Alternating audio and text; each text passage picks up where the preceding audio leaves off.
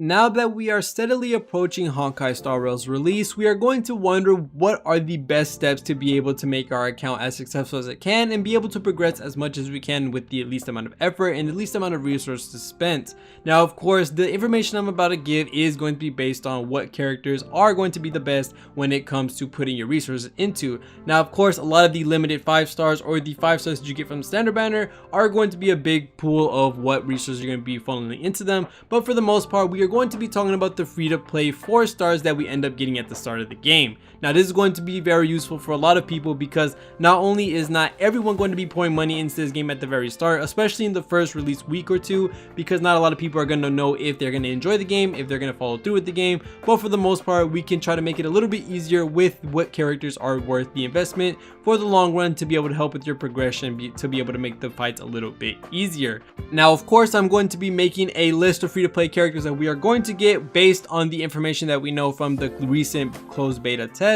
Now, so if some of these characters aren't going to be free, I will let you know which ones might not, but for the most part, a lot of them are going to be free and a lot of them will be given to you as a reward for completing a mission or something like that, while the other two that are at near the end of the list are going to be ones that came from an event, but I will let you know when that happens. We are going to be ranking which characters are worth the investment from the top to bottom. I'll let you know where they are at the end of each character, but for the most part, let's go ahead and start talking about the free-to-play characters that we get when we create the account. Now, of course, for our first free-to-play character, we're going to be talking about the Trailblazer. Now, the Trailblazer is, of course, our main character that we pick at the start of the game, and the Trailblazer at the moment has 2 different states. One is physical and one is fire. Now, the physical one is a DPS while the fire is a tank. Now, thinking about the Trailblazer, I'm going to say this already, the Trailblazer is 100% going to be worth the investment at the start, because not only is the fire version going to be one of the better tanks in the game, helping out your team mitigate damage, but for the most part, later on in the future, later on in the story or the progression of missions, we're going to be getting future elements and they are probably going to be as cracked as the fire version or even better. So no matter what, the Trailblazer, of course, is going to be worth the investment if you don't already immediately have a limited 5-star or a pretty good 4-star DPS. So, you know, the Trailblazer is a pretty good investment to put on. They're pretty high in the list just because they're gonna forever be, you know, ever evolving when it comes to the game and its progression.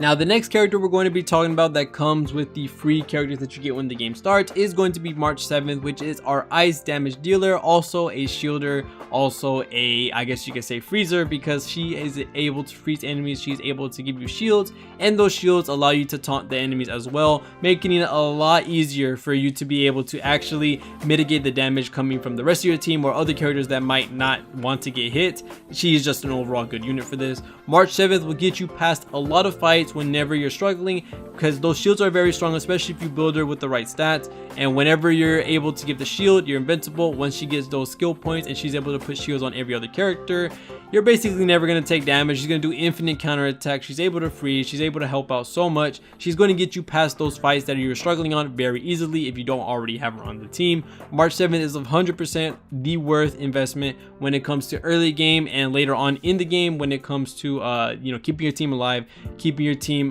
healthy when it comes to all the health that she is going to be saving from those shields. So March 7th is a really good choice to invest in, but I do think that she is going to be one of the second most invested characters when it comes to the start of the game, because not only do you get Trailblazer, March 7th, and our next character, which is Dan Heng. Dan Heng is going to be our wind with DPS character, and this is where I'm going to go back to March 7th. I do think March 7th is going to be the second best to invest to in the early game, and then Dan Heng is going to be the first. Dan Heng is going to be a really good damage dealer, especially for wind, and he also has a attack buff to himself. He also gives himself ultimate damage to himself as well, and not only that, he's also able to slow enemies as well. So he has a lot of stuff going for him. He is a limited wind DPS character because there are not a lot of characters in this game that have the access to the wind element or the wind damage. So yes, Dan Heng is a very safe bet. He's able to apply status effects, buff himself up. He is a really good DPS for early game if you don't end up getting anything from your wishes. So for the most part, for the first 3 characters that you're going to be leveling up when it comes to early game, of course, don't go super crazy into putting resources into them just in case you get something really cool later on in your wishes. But you want to do Dan Heng, then March 7th, then Trailblazer, because the physical Trailblazer isn't that good at the very start, and then later on when the fire one happens, they, you know, build on a whole different set of stats and stuff. So we'll talk about that later. Now the next few characters you're going to be getting, these are going to be guaranteed 100%. One coming from the login event that we're going to have because we got all these pre-registrations, which is Serval. And then we have Herta and Asta. Now Herta and Asta are going to come later on in the story and you get them for free.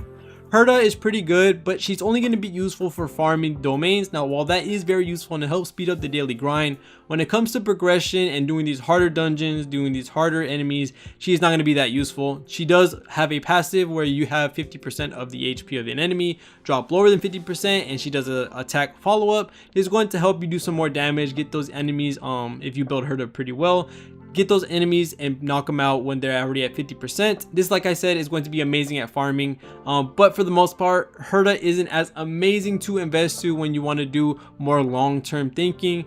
When it comes to farming, yes. When it comes to harder events, harder bosses, harder enemies, when you're trying to progress at the very release of the game, I don't think Herta is going to be absolutely amazing to go into unless you're going to be wailing on resources and stuff like that, max energy, refresh. Then yeah, Herta would be worth it, but she is kind of at the bottom of the list right now when it comes to investment and how amazing your progression can get with going with the right characters. Now the next character we're going to talk about is Asta, because she's also a story unit that you're going to be getting in the future. Now Asta, over everybody in this list that I'm about to say, I think is worth at number 1. She has an amazing skill which allows her to actually do AoE damage, kinda. She does single target damage, but it spreads between enemies that are in the game or in the enemy. And it's absolutely amazing. This bust shields like crazy, and then her ultimate increases speed of all allies. Now the increasing of speed is very strong in this game. This is going to allow you to do more turns before enemies, being able to dish out more damage, do more DPS per turn or per round. Just an overall amazing ult. You can spam this like crazy if you build her right with the right energy. She is just an overall amazing unit. Good shield breaking, good speed increase, and speed increase is very busted in this game. So she 100% is at the very top of the list because she's just so strong. And then Serval is going to be our lightning damage dealer. She's going to come from the pre-registration stuff. So not only is she going to be a good lightning damage dealer, we also get her light cone as well. So she's going to be putting extra damage out. She's going to be very strong at the start and something that a lot of people are going to be investing in very heavily just because we're going to have her light cone, we're going to have Serval herself, and then later on in the future probably going to get some eidolons as well. But for right now, I do think she's going to be the best damage dealer in the early game as free to play wise, but in long term wise, I don't think she's going to be the best thing in the world. Now I do think she's going to be viable, but not probably going to match up with a lot of the 5 stars, a lot of the 4 stars that might come out in the future. So I do think Serval's time at the top with being, everyone having her light cone, everyone having her at the start, is going to be a limited time thing. I do think she's going to be strong right now, but I do think she's going to wane out a little later on in the game. Now for our next 2 characters, they came from an event from the most recent closed beta test. Now if we don't end up getting them, that'd be a little weird because one of them is a kind of needed role and the other is a meh. But let's go ahead and start talking about them. Natasha is one of the event 4 stars that we got for free. Now she is a physical healer, which is very good. Her being a healer already bumps her to be very somewhere in the middle or the top, just because being a healer, shielder, guarder, they're all very important in the turn-based game. You're trying to mitigate that damage that your team takes, and especially with some of her traces and some of her eidolons, she's able to give you healing over time, which is really good when you don't want to use a skill point on Natasha. Now Natasha is the only 4-star healer, with Bailu and Lukoa being the second healer that is a 5-star. We don't know when he's coming out. We only know Bailu is in the standard banner, but for right now, Natasha has a lot of value just because she is the only healer that's accessible to free-to-play players, and for the most part, you are going to want to invest into her because besides her and March 7th, these are going to be the strongest characters that are going to be carrying your team and keeping them alive if you build them very well. Now the last character, I have zero idea how you say her name and I'm not going to try and pronounce it, but for the most part, I used her throughout the whole beta test and she is a very fun character for sure. But the thing is, she is a bad character in consistency. She is an RNG character. She does like this little card thing where she matches cards, and if you match all of them, then you end up getting a really good AoE attack. If you don't, you get a very weak single target attack. Now, for the most part, this RNG wastes a skill point every single time you use it, and if you don't get it, you got to keep wasting skill points and over and over. Now, she does a lot of damage, but this is very bad when it comes to early game, and she's probably just a fun gimmick character. I really loved using her, but for the most part, she is very not worth the investment. She's funny to play play, really cool to play, a really nice character, a very funny way of making a character, but for the most part you don't want to invest in her at all. But I said, if you like their personality, you like their way they look, all that type of stuff, go ahead and summon, go ahead and use her. It's up to you. She is a fun character as far as I can say. But in terms of which characters should you be investing in the most to the least, I do think Asta is going to be at the very top of the list when it comes to resources pulled into a character at the very start, because Asta, not only does she have amazing fire damage to be able to break shields for a certain enemy, also she has that amazing ult that boosts speed for all allies, and that is a very strong ultimate to have, especially because when you build her right with the right energy, she's going to be able to spam that non-stop, and that's going to help you get so many more turns in and around, and it's just going to be absolutely amazing when it comes to DPS and also shield breaking. It's just going to be a well worth invested character. The only way I see them power creeping Asta is by directly making another fire damage dealer with a better ultimate of adding speed to a character, but I just don't see them doing the exact same thing anytime soon. So I do think Asta is just going to be an overall amazing pick for the future.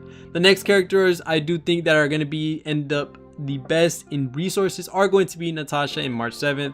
Now, of course, I am saying this because these are going to be our very limited versions of healing and shielding, and Natasha has very great healing over time and initial heal. March 7th has great shielding and freezing and counterattacking, being able to whittle down those ice shields. She's just an overall great character, and these two characters are going to be cornerstones in a lot of teams just because we're not gonna have access to a lot of these 5 stars, a lot of these other 4-star characters that might come in the future in regards to healers. So yeah, you do want to prioritize these guard / healing options in the game, because they're going to be the ones keeping your team alive in the harder processes of content. Now, the next characters that I do think are going to be well worth is going to be the Trailblazer. I know I haven't said a DPS, but you know, supports are going to be a really big thing in this game, just like in Genshin Impact, just like in Honkai Impact. They're going to be very important, as in all Hoyoverse games. Supports are going to just reign supreme on every single game. The Trailblazer is going to scale infinitely with this game because the progression of the story is just going to give them more elements to use, give them more kits to use. So, you know, you can never go wrong with adding resources to the Trailblazer. Now, the next thing you want to do is probably do Dan Heng for right now. Dan Heng and Serval are going to share the same spot, in all honesty, only because they will be power crept by other characters. Other characters will end up doing more and end up doing more damage as the game moves on. So as Serval and Dan Heng, they're going to be power crept eventually, especially by other 5 stars, of course, especially by other 4 stars that come in the future. They're probably going to add more effects, do more damage, do better shield breaking, do better everything. So Serval and Dan Heng are going to be near the bottom of the list just because they're going to be power crept way sooner than a lot of these other characters. And then the girl that I can't pronounce her name, she's at the very bottom, sadly. She is a fun character, but she relies on RNG. She has no consistency. She does funny AoE damage when you finally get all the things to match, but if they don't, she does no damage. So yeah, you want to basically not put anything into her, although I might, because she's just a funny character. But other than that, that is going to be my list of characters of who you should invest on and who you shouldn't, and what characters you should start on first, because yeah, supports are going to reign supreme in this game, of course, as always, and DPSs are going to power crept a lot faster, a lot sooner than these supports. So other than that, thank you guys so much for watching. Make sure to leave a sub and a like for more Honkai Star Rail content, for more Honkai Impact content, and more Genshin Impact content as well. So other than that, thank you guys so much for watching. See you on the next one, and peace.